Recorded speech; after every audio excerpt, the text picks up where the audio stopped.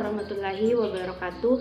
Saya Andi Mutiara Zulkarnaim dari Prodi Kimia Fakultas Sains Universitas Muhammadiyah Bulukumba akan mempresentasikan mengenai proposal penelitian saya yang berjudul Transesterifikasi minyak goreng bekas di Bulukumba menjadi biodiesel dengan katalis kalsium oksida.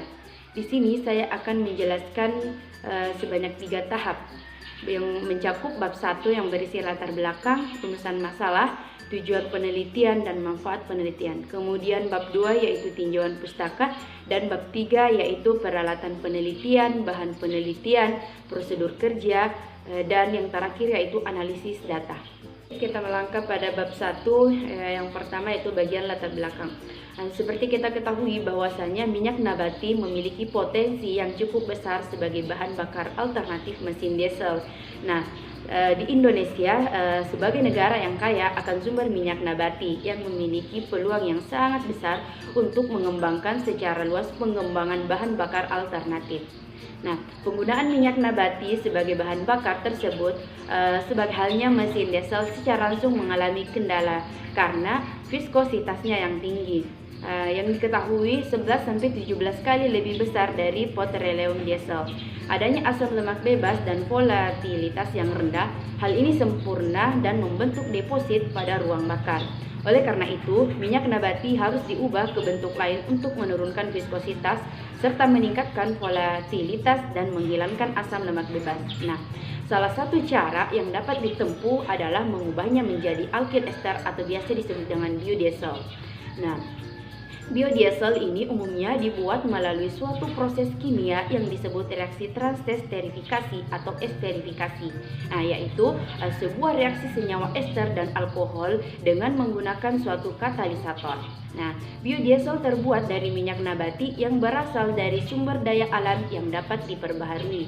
Nah, bahan baku yang berpotensi sebagai bahan baku pembuat biodiesel antara lain kelapa sawit, kedelai, bunga matahari, jarak pagar, tebu, alpukat, dan beberapa jenis tumbuhan lainnya. Nah, setelah minyak nabati, bahan baku juga bisa dari lemak hewani, lemak bebas, lemak bekas bakar, atau lemak daur ulang. Nah, semua bahan baku ini mengandung trigliserida, asam lemak bebas atau ALB, dan pencemar.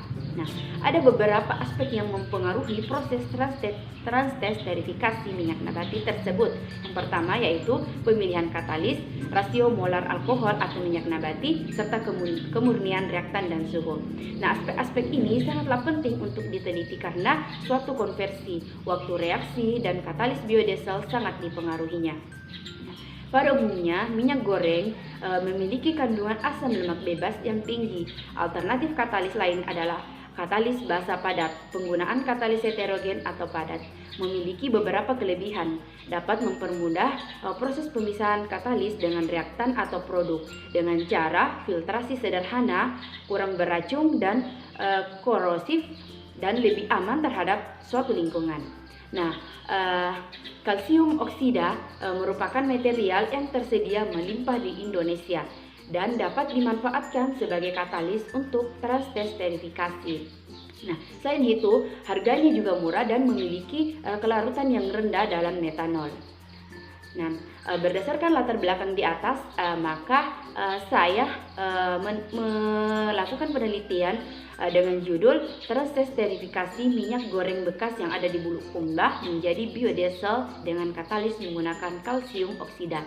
Nah, dengan tujuan untuk mengetahui pengaruh perbandingan molar metanol di antaranya minyak, jumlah katalis, suhu, waktu reaksi terhadap yield metil ester yang dihasilkan. Nah, adapun rumusan masalah pada penelitian tersebut, yang pertama, bagaimana proses pembuatan biodiesel yang ramah lingkungan. Nah, yang kedua, apakah perbandingan molar metanol dan minyak ini juga jumlah katalis, suhu, waktu reaksi terhadap yield biodiesel yang dihasilkan. Nah, adapun tujuan penelitian saya yaitu yang pertama untuk mengetahui proses pembuatan biodiesel yang ramah lingkungan. Nah, yang kedua yaitu untuk mengetahui perbandingan molar metanol minyak, jumlah katalis, suhu, dan waktu reaksi terhadap yield biodiesel yang dihasilkan. Nah, di sini juga terdapat manfaat dalam penelitian saya, yakni yang pertama, hasil penelitian ini diharapkan dapat memberikan informasi mengenai salah satu alternatif proses dalam pembuatan biodiesel yang lebih mudah, cepat, ekonomis, dan ramah lingkungan.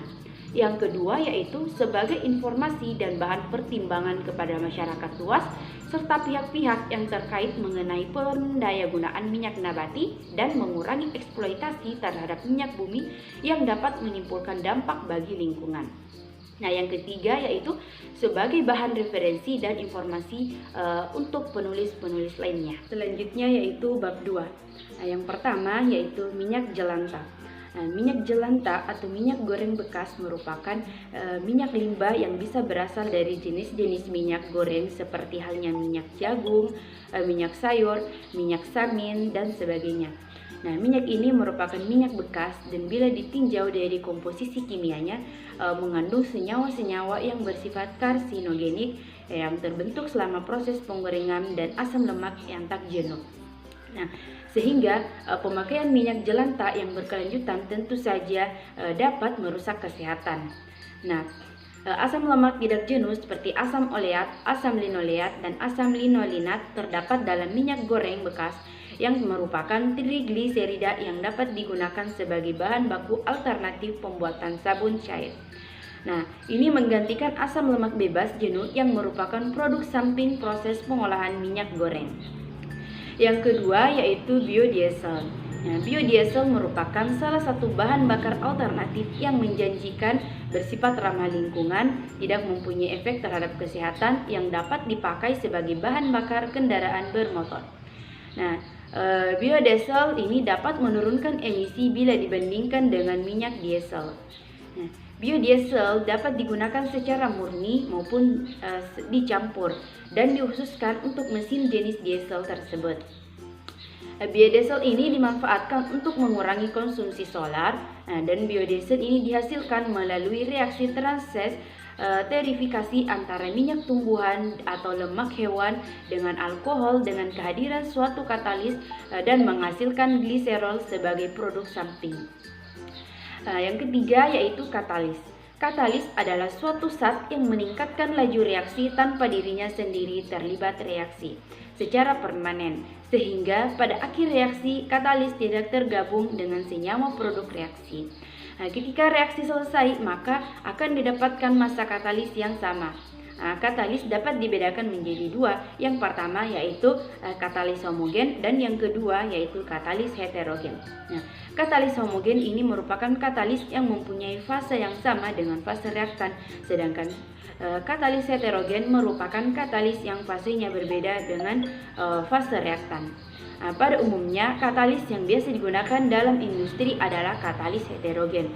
Nah, katalis heterogen ini memiliki luas permukaan dan situs asam yang tinggi. Proses pembuatan katalis heterogen biasanya dilakukan dengan mendispersikan logam pada permukaan pengembang.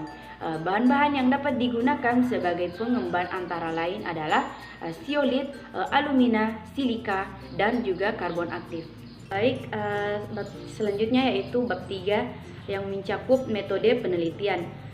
Yang pertama yaitu peralatan penelitian.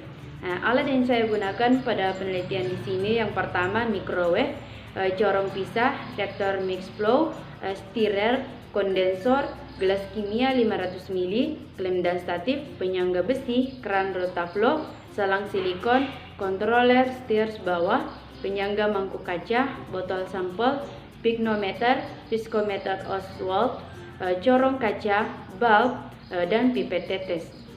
Yang kedua yaitu bahan penelitian. Bahan yang saya gunakan yaitu diantaranya yang pertama Aquades, metanol 96%, minyak goreng bekas atau minyak jelantah, dan katalis kalsium oksida, serta kain belaco. Nah, adapun yang selanjutnya yaitu prosedur kerja. Prosedur kerja pada penelitian di sini memiliki beberapa tahapan. Yang pertama yaitu perlakuan pendahuluan. Bagian yang pertama yaitu di mana minyak goreng bekas ini disaring terlebih dahulu menggunakan kain belaju dan mengukur perbandingan volume minyak goreng bekas dan metanol 90% sesuai kondisi operasi yang telah ditentukan untuk direaksikan. Nah, selanjutnya yaitu menimbang berat katalis sesuai variabel yang telah ditentukan. Kemudian mencampur dan mengaduk katalis dengan metanol 96% sesuai dengan perbandingan yang telah ditentukan tadi pada stirrer tanpa proses pemanasan. Nah, yang kedua yaitu ada namanya tahap transesterifikasi dan pemisahan.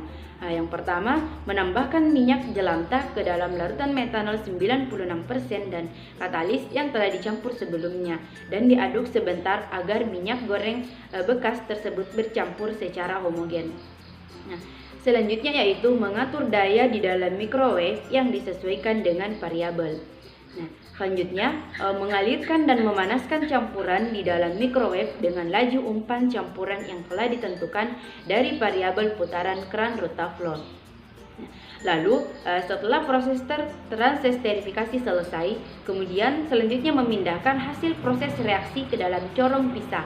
Kemudian mendiamkan dan mendinginkan campuran selama 1 jam hingga terbentuk 2 lapisan, yaitu lapisan atas dan lapisan bawah.